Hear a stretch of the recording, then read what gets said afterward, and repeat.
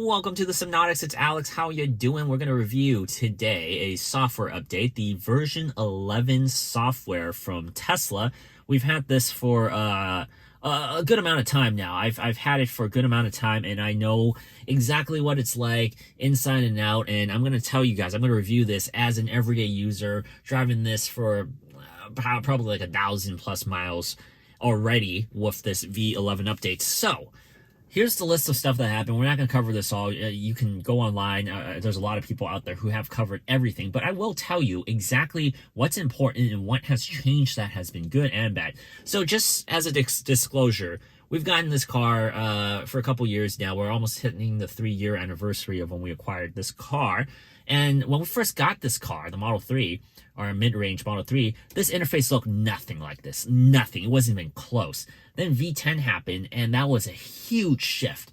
You know, some people still, anytime there's change in anything, there's people who are resistant to change, and I understand that, and it is difficult. Sometimes it takes time to get used to it, but I thought V10 was a huge step forward for Tesla. V11, however, there's a lot of people who are very disappointed with this update, and I don't want to actually discount any of that because I actually understand a lot of that. However, Tesla did do some things that I think are very beneficial here that people are overlooking. But there are fundamental problems that even I agree on that I think Tesla should do better. So let's first go over the main change. The biggest change is right here. On the bottom here, we have a dock, right? So Tesla has always had like a dock, but it was kind of, in Tesla's mind, I guess what they're thinking is it was convoluted. There's a lot of information everywhere in the top and also on the bottom dock here. So what we have now is we have something that looks like a smartphone, right? This looks like a smartphone dock. Even the icons of these apps are very similar to what you would see on your iPhone or on your Android phone. So that is a huge difference right off the bat. We are getting to a point where your interface, your infotainment system here on the Model 3 or any Tesla is starting to look like a smartphone interface or a tablet interface. And I think that's what the future of the car industry should be. And I know that's not a popular opinion, but I'll talk about it in a different video. I don't want to go too in depth about that. But just like on an Android phone, you can drag or drop it, and then you see these X's, right? When you long press it, you see these X's, you can delete them. So for example, if I delete that, I only have 3 here, and I exit out of that, and I have 3 apps. This right here is where you can expand to all your apps. So these are all the apps that are currently available. I do assume we're going to get an app store eventually. So for example, I can just long press tune in radio, drag and drop where I want it to, and organize it however. And then once you do that, you press X and it'll have it there for you, just like on an Android phone, putting your icons together on your homepage or on your iPhone. You can mix and match. You cannot, however, make folders like you would on an Android phone or anything. You just drag and drop it over one another. You can't do that here. You can only have 4 apps that you line up here, and then you press this one to expand the rest of the apps. And this last one here is a recent app. What do I think about this? I do like this. This is probably my favorite change of this entire software update. I do think, once again, that this is a huge step forward in terms of how the app design is, the layout design of this operating system or whatever the UI that we're looking at here from Tesla. So this is the future, and it is now. So I do like how they have this here. However, there are a few things that I don't like, which is they changed the temperatures, right? So the temperature here, as you can see, you can still drag and drop it, drag it to control your temperature here, left and right, same exact thing.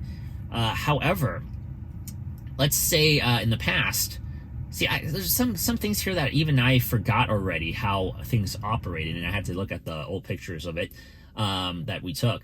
But in the old software, the version 10 software that we were just on, there was your seat heaters here, and also I think the defroster was also here too. And some of those features you kind of want quick access to, right? And Tesla got rid of that here. They simplified it a lot. They only have 4 icons here, and then you have your temp controls and also volume control, and we'll talk about this menu button in a second.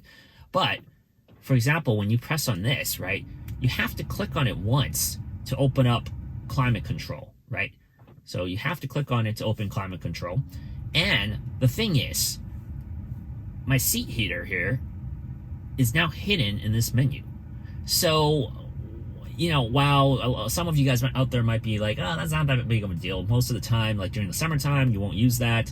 Wintertime right now, I do use it every single day. In the past, I could just quickly tap here and it'll come out. Right now, it's hidden behind a menu. I actually have to do that. It takes 2 clicks instead of 1 click, which is kind of annoying because then I have to look down.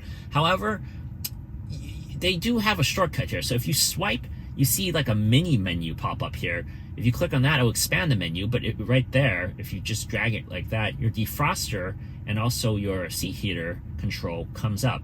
So if you just do a quick little grab there, you do open it up.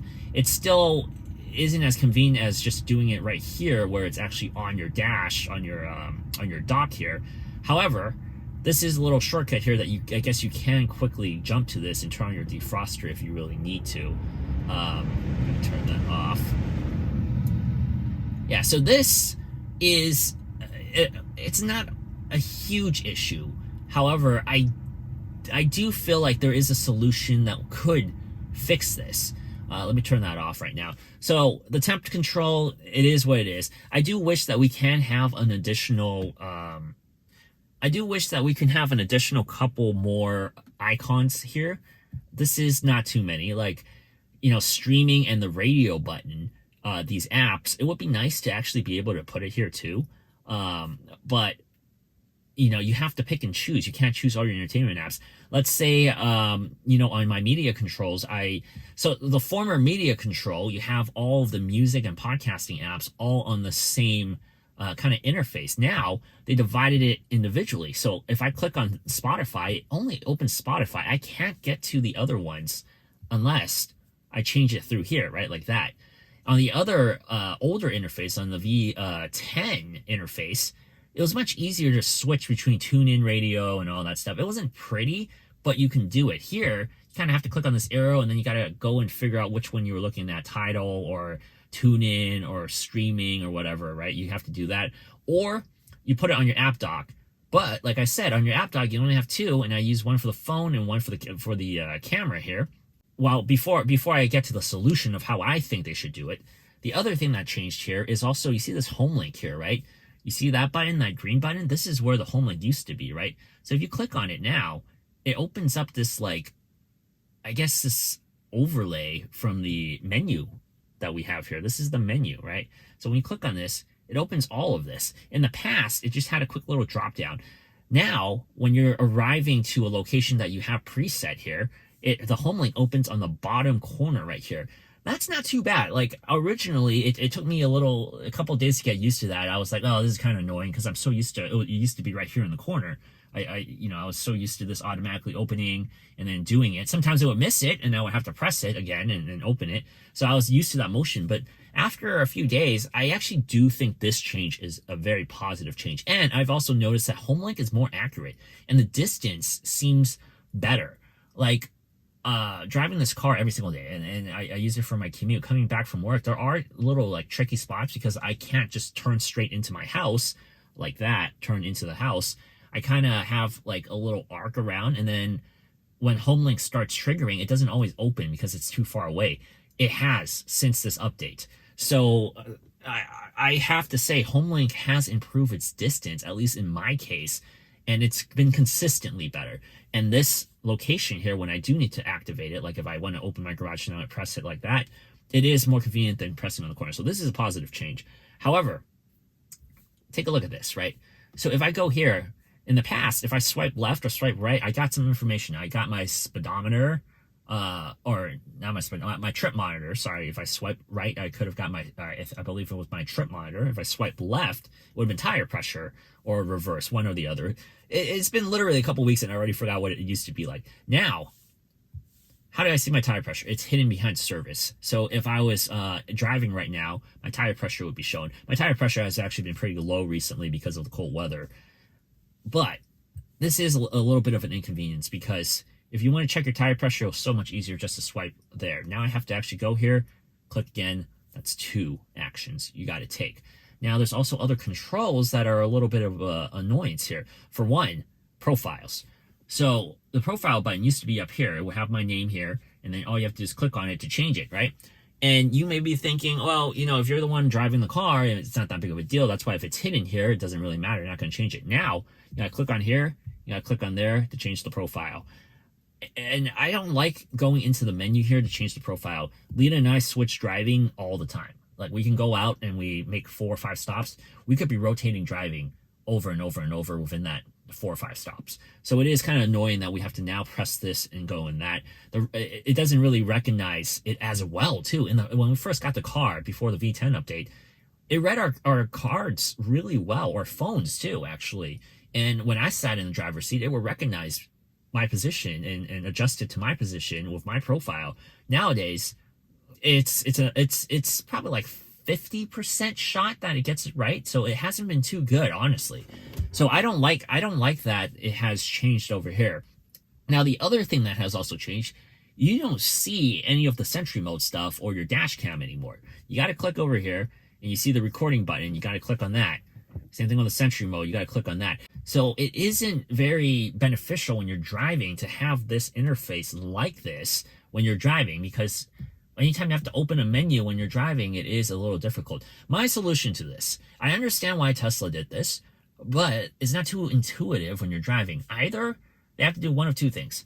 Either they have to do a swipe drop-down menu like on Android, or what I think they should do is a quick slide, right? So if you're driving, you can quickly slide and do, like, you know, on Android phones, a lot of phones have this thing called like Edge Sense, where if you drag from the side of the menu, it'll pull out like a quick little overlay pop-up, kind of like what they have here. Just a little pop-up, quickly do your adjustment, and it'll go away. So instead of actually having to click and open the menu fully like this, I honestly think if they do some modification where you just do a swipe and then it gives you this information, you quickly press on it and it disappears, I think that'll be more beneficial than what they have here. Now I have to drop it down or press this button to close it. One positive as well on this change here is, you see on the top here, we have our lights. You can actually click off for your headlights here. I like how they moved it at the top here. That was one of my complaints before. To do that, you had to actually go to lights here in the past to change the headlights. Now, this whole control panel here, that is nice. The next thing that I also found kind of annoying about driving this now, I use autopilot every single day, right? And there is this modification here when you're driving, and I'll put it on screen right now. When you're driving and you're on autopilot, when you're adjusting your speed, the speed is no longer, the max speed you have set is no longer next to your current speed. It's actually next to the speed limit, the digital speed limit that they recognize. And I don't like that. I understand why they thought that was a good idea and why they would put it there fundamentally. But execution-wise, while you're driving, that doesn't make sense. I want to see my max speed next to my current speed that I'm currently driving in so that I know how to adjust it by. So if I'm driving like 70 miles an hour, I want to see my 75 max speed next to it, or I set it to 80. If I accidentally set it to like 80 and the max speed's like 50, the distance is too great for me to immediately jump to it. It's not like super far away, but it is noticeable. In the past, it was right next to it, so it's much easier. It's like, it's stacked, so you know how much further away from the max speed you are. So I don't really like that change there. Also, when you go to the navigation stuff now, this has changed too. And some of this is actually better. I'm not going to go too in depth about that. I might actually do a video driving this car and showing you the interface as I'm driving, because there are some changes. But in general, the maps and stuff like that and the navigation has been positive. I think whatever changes they made here, there's not too much negative about this. The biggest thing is literally hiding things into the menu. I just don't like it. I just don't love it. But I do see like some really good progress, like these icons and all these app drawers and stuff like that. It is getting closer to a smartphone experience. And honestly, I think that's a positive thing. In my opinion, that is a huge positive thing. And I know I'm in the minority when it comes to that. But as a tech guy, as a tech reviewer, and going through smartphones and tech all the time, every single day, reviewing dozens and dozens and dozens of phones and tablets a year, there's no way the car industry isn't going to evolve to that. And in Tesla, just driving this car for 3 years now, there is a huge difference driving this car compared to other cars. in my comfort level and my safety level. I do feel safer in this car. And some of these things has kind of reduced that, but at the same time, some of it has also improved it. So it's really strange to say this, but I'm not a huge fan of this V11 update. However, I'm not as down about it as most people are. Once again, I'm Alex from Sypnotix. What do you guys think of this? I already have a good idea. I know a lot of people have already been talking about this. But yeah, that's my review of this interface after using it for a good amount of time, putting a lot of miles on this car with this going on. But yeah, I mean, let me know in the comments how you guys think about it, and I'll see you guys next time.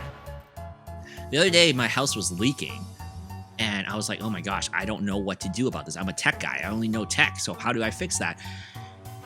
And then you subscribed and you fixed it, so thank you.